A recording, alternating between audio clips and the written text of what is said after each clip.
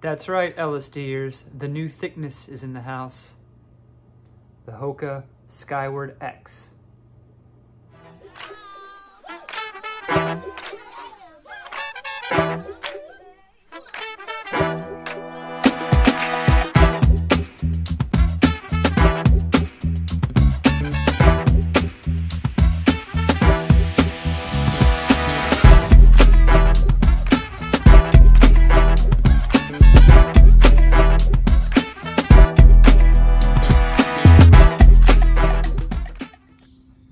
Con and I are taking the Skyward X out on a stroll right now, some running, some walking.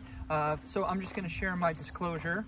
I bought the Skyward X with my own money. However, I did have the assistance of some gift cards that I won at a local race.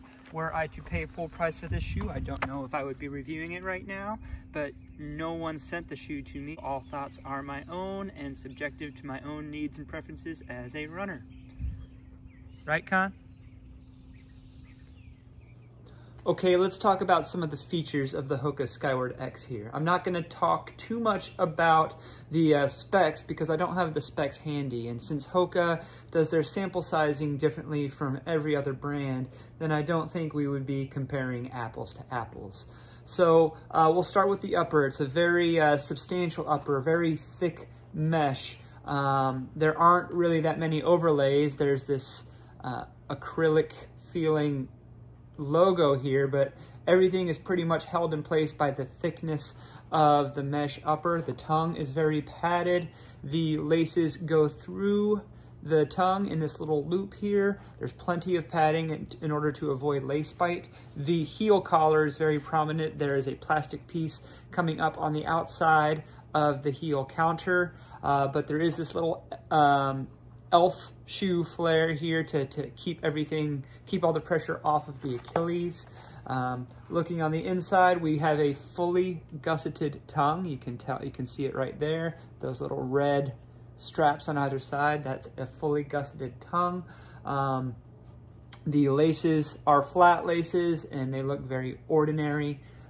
I haven't had my foot in the shoe yet, so I can't really tell how well they stay laced, but a pretty rudimentary lacing system. There is a 7th eyelet if you need to do a runner's knot. Sock liner is a pretty thin, pretty cheap, proprietary Hoka 1-1 sock liner.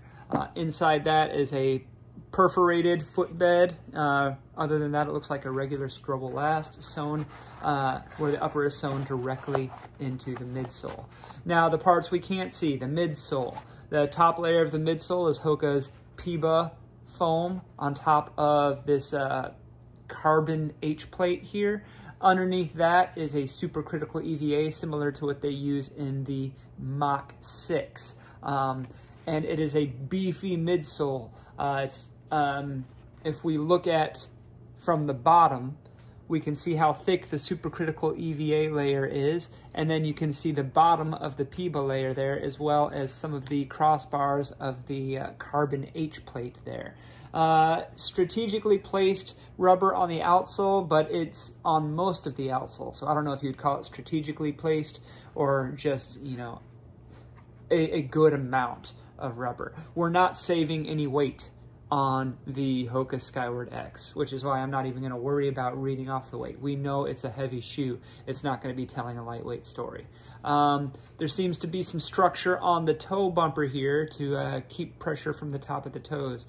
I did put my feet in it a little bit at the store, and it seems to fit true to size. We'll talk about the fit when I get my foot in it. But yeah, everything about it, from the upper to the midsole to the outsole, is beefy. Hoka Skyward X. Okay, I'm trying the Hoka Skyward X on just for size. I'm not about to go running them. I'm saving my legs for a track workout tomorrow, which I will definitely not be doing in these shoes. Yeah, it seems to be pretty true to size. I don't feel any excess movement. There is plenty of room in the toe box, which you don't always get with Hoka shoes, but I'm not hurting for room. I can feel the sides of it if I'm really, you know, trying to spread my toes wide. You know, I wear toe socks. So with this rigid, it's not too rigid, but with this shaped toe bumper. It's kind of hard to tell that I have a full thumb width worth of room, but I do have a full thumb width there. There is not any excess movement in the heel. Everything pretty much stays in place, and I've just single knotted these because I'm only just trying them on. But yeah, I think it's going to be pretty well locked down, and it's not going to move around on me. So yeah, true to size, decent fit. Here's the lineup for the shoe off. I think we're going to go 5 deep on the shoe off this time. The Hoka Skyward X is the focus shoe in this shoe off, and I'm going to be testing it against a bunch of other super stack trainers, with one exception. This is actually a racing shoe over here. But yeah, I'll probably go in this order. The Asics Superblast, the New Balance Super Comp Trainer V2, the Mizuno Neo Vista, the Adidas Adizero Prime X Strung, and the Hoka Cielo X1, which is a racing shoe that a lot of people might use as a super trainer, but could be a companion to the Skyward X as well. Our setting for this shoe off today is Caldwell Station Creek Greenway in Cornelius, North Carolina. First up is the Asics Superblast with the Hoka Skyward X.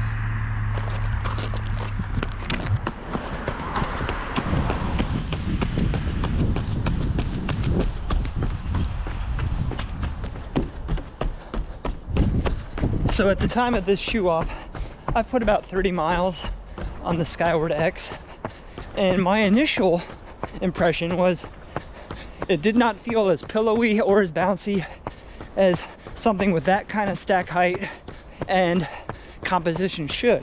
It has opened up over those miles though to get a little bit more forgiving. Next to the Superblast, which I would define as another shoe that is not nearly as bouncy or as soft as one would have, the Skyward X feels really cushioned. And the Superblast is not a low to the ground shoe. It's got about 43 or 44 or whatever millimeters under the heel, but it's got a pretty responsive foam. Next to the Skyward X, the Superblast almost feels like a Saucony Kinvara. The Skyward X feels more cushioned. The Superblast feels more responsive, light on the foot. But I will be interested to see how it stacks up with the other Super Stack shoes. All right, this is the New Balance Super Comp Trainer V2 and the Hoka Skyward X.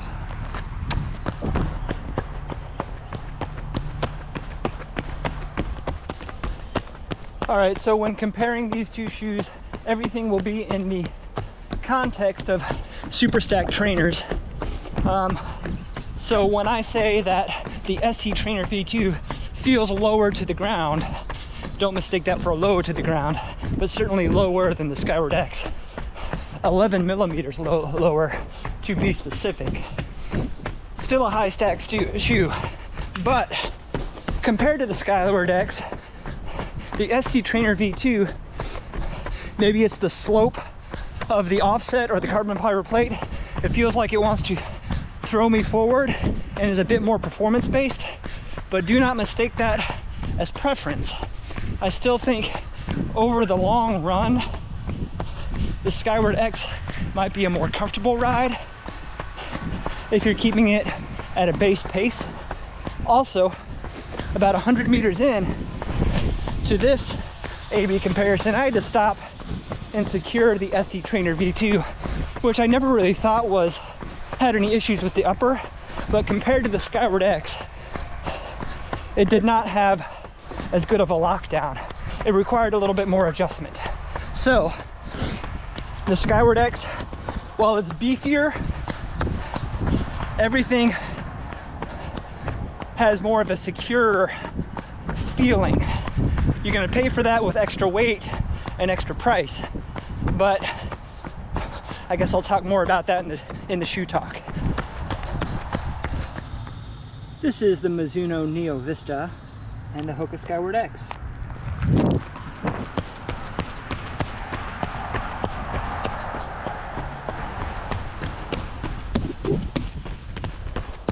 So So this is a very interesting comparison. If you were to put me in the Mizuno Neo Vista one day and the Hoka Skyward X another day and ask me which shoe is softer, more compressive, I would say the Neo Vista without question. But running in them side by side, it's not that one is softer than the other. It's a lot more nuanced and contextual than that. In fact, I'm going to stop this run for a second to tell you what I'm talking about. I think through the heel and midfoot, the Neo Vista is definitely softer. Not to say that the Skyward X is not soft, it's certainly very soft.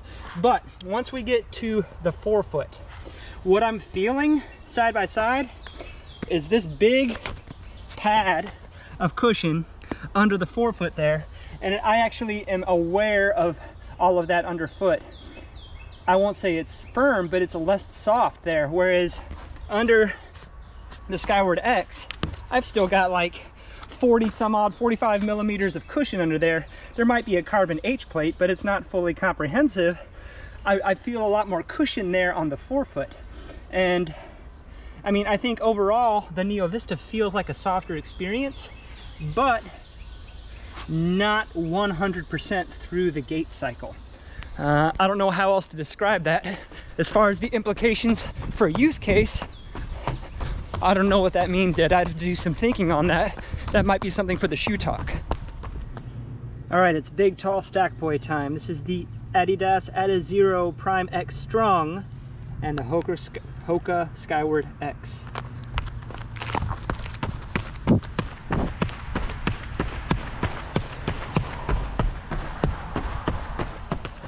Okay, so there's a couple ways to think about this.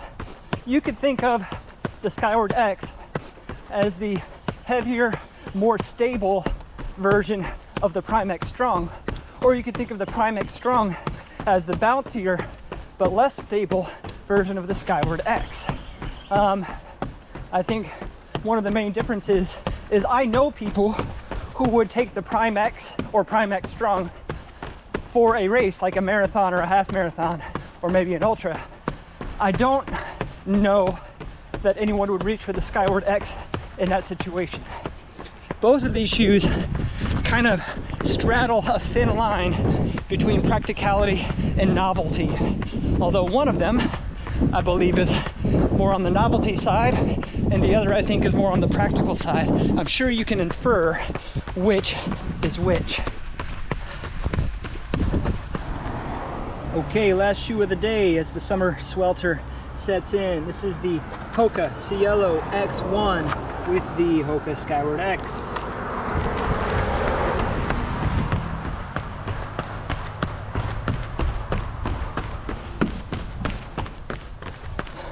So this AB here is less of a comparison and more of seeing how these shoes relate to one another as training partners. The Cielo X1 is a racing shoe that a lot of people might use as a super trainer. The Hoka Skyward X is a super trainer that I think is really just a super trainer. Similar to how the SC Trainer V2 would relate to the SC Elite V3 or V4, or how the Prime X would relate to the Adios Pro, etc. I think for those who favor a midfoot strike, both of these would work really well together as training companions. If you are more of a heel striker, or you prefer something more of a Vaporfly as your race shoe, then these might not be your first choices as things to get to use together. But again, I don't want to do too much shoe talking right now. I'll save that for the shoe talk. All right, that's a wrap on another shoe off. Get my thoughts together, get out of this heat, and maybe put a few more miles in the Skyward X before I do a comprehensive shoe talk. Shoe talk time. I got to peek around this monster of a shoe. So the Hoka Skyward X. I have to tell you, this shoe is a little bit of an enigma to me as far as, you know, what it's supposed to be. I mean, I kind of have an idea of what it's supposed to be. There's plenty of shoes that I would kind of put in the same class as it, but it's just so big. As I've been talking about in this whole video, it's a beefy shoe. It's a big, thick boy. It does have that carbon-plated H-plate in there, and a PIBA topsole with a supercritical EVA carrier foam. When I first put this shoe on just for a regular base run, it was like a 50 or 60 minute base run, I thought it would be a lot softer, maybe even a little springier than it was. It just felt, I wouldn't say it felt brickish, but it felt big and it didn't feel all that responsive. It might have been that I was kind of in peak training for Ultimate Runner, so I had a lot of fast reps on my legs, and you know, it's the summer heat and this is a big thick shoe, maybe not the best for summer running, but it took me a few runs for the shoe to really open up.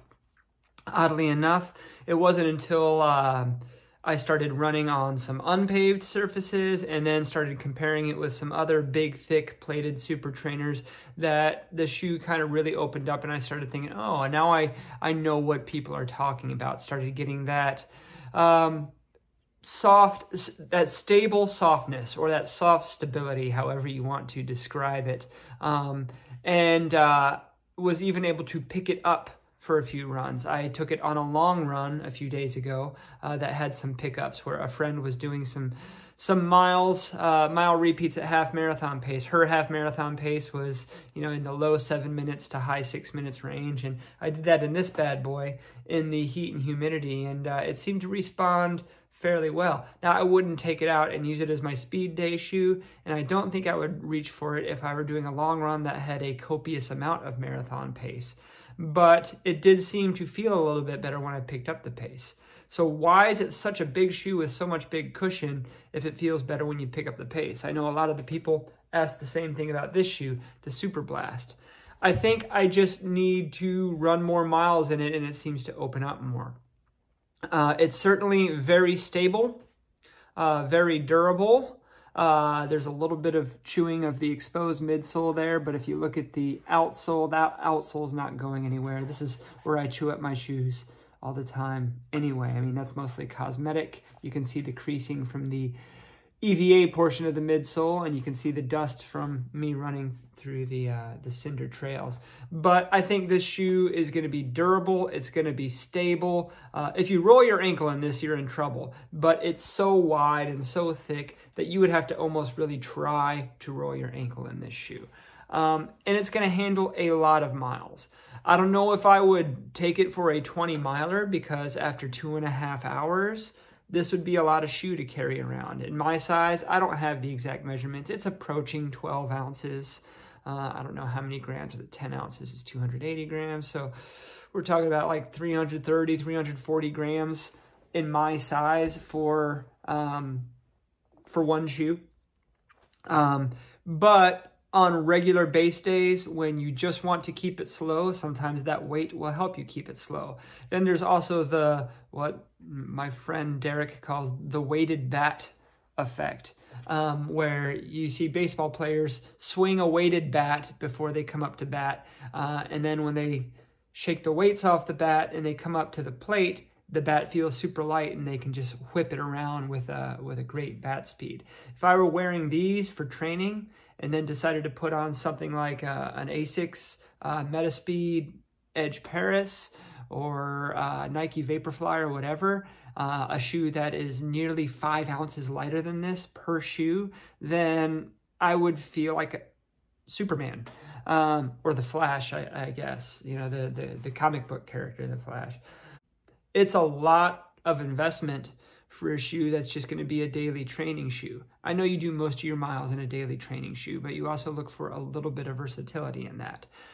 And I think if you have a choice of super trainers, we've got the SC Trainer V2, we've got the Superblast that I held up, we've got the Mizuno Neo Vista, and we've got the Prime X Strung. Now this is even more expensive. At least it was when it first came out. You can't find the V1 anymore. They still have the V2 out there, but that's a $300 shoe. This is $225. I do think this is overpriced, which is why I would not have bought it if I didn't have a gift card. When I was comparing these two, the Prime X Strung and the Skyward X, I was saying they both kind of straddled the line between novelty and practicality. The Prime X I've talked about before is kind of a novelty. It's fun to run in.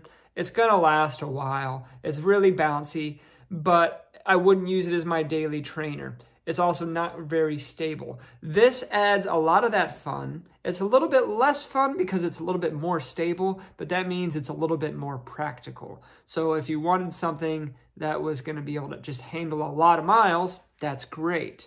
A lot of people will get that from this, the New Balance SC Trainer V2. I didn't as much care for this as I did for the original version, but this shoe is going to be very durable. I've put this shoe through the ringer, the SC Trainer V2, and other than some dirt, you can't really tell anywhere except for a staple that's stuck right in the midsole right there, and I just noticed that a few minutes ago. I do think this one is going to be a lot more fun of a ride. Skyward X will be after it opens up a little bit. This one just seems kind of regular in comparison to the Skyward X.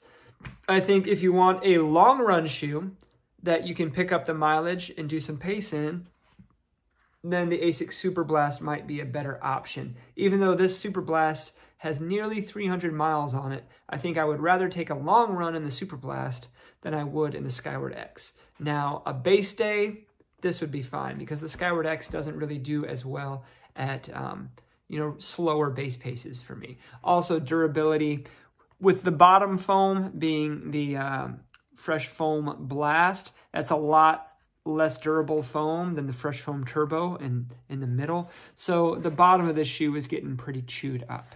However, as far as a shoe that has a super stack, is really plush to run in, is fun and can do a lot of things, and I think is just more comfortable, I'm going to stick with the Neo Vista. It's also a lot cheaper. If you were getting both at regular price, this is $45 cheaper than the Skyward X. So running in these side by side, I could really tell the softness of the Skyward X where I couldn't tell it before, but I still think the Neo Vista is a smoother ride and a little bit more welcoming. I don't want to make this another review about the Neo Vista. I've already done one of those. This is about the Skyward X. But I would just say, try this shoe on in a store if you get the chance. The sizing's probably going to be accurate.